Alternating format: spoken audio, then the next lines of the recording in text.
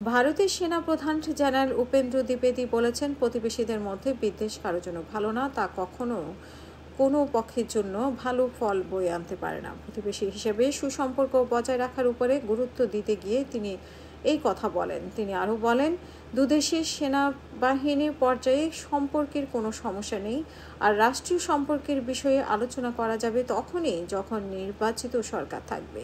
উল্লেখ্য, ছাত্র জনতার গণ অভ্যুত্থানের গত বছরের 5ই আগস্ট ক্ষমতাচ্যুত হন সাবেক প্রধানমন্ত্রী শেখ হাসিনা। ওই দিনে তিনি পালিয়ে যান ভারতে। তখন থেকে আওয়ামী লীগের প্রথম সারির এবং সামনে থাকা নেতারা লাপাত্তা। তারা কেউ পালিয়ে আছেন, আবার কেউ কেউ আত্মগোপনে করে আছেন বলে মনে করা হয়। ওই সময় থেকেই ভারতের সঙ্গে সম্পর্কের টানাপোড়েন চলছে বাংলাদেশের।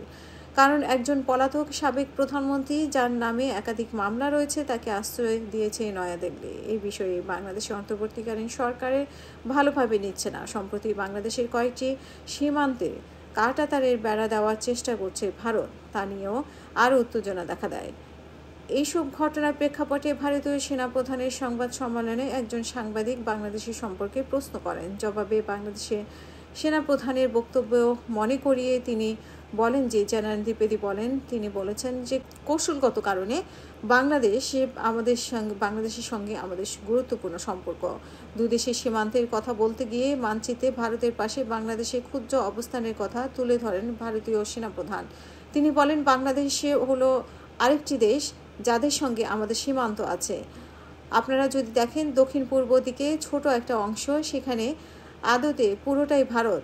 আমরা প্রতিবেশী, আমাদের একসঙ্গে থাকতে হবে, পরস্পরকে বুঝতে হবে। কোনো ধরনের বিদ্বেষ আমাদের কারো স্বার্থের জন্য ভালো না। দুই দেশের সেনাবাহিনীর মধ্যে কোনো সমস্যা নেই দাবি করে জেনারেল দ্বিবেদী বলেন, যখন পরিবর্তনটা হলো তখন থেকেই আমি বাংলাদেশের সেনাপ্রধানের সঙ্গে নিয়মিত যোগাযোগ রাখছি। এমনকি গত 24 নভেম্বর ভিডিও কনফারেন্সের মাধ্যমেও কথা হয়েছে। বাহিনীর মধ্যে সহযোগিতার বিষয়ে যদি বলতে হয়, সেটা আগের মতোই চলছে। বাংলাদেশের অফিসাররা সেখানে এনডিসিতে যোগ দিয়েছেন, ওই পক্ষ থেকেও কোনো সমস্যা নেই।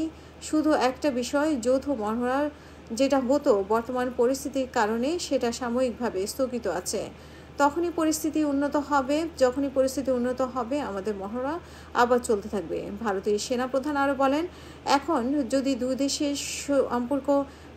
দেশের সম্পর্ক নিয়ে বলতে হয়, সম্পর্কের কথা আমরা তখনই বলতে পারি যখন একটি নির্বাচিত সরকার থাকবে। সেনা বাহিনী পর্যায়ে দুই দেশের সম্পর্ক ভালো এবং একদম ঠিক আছে।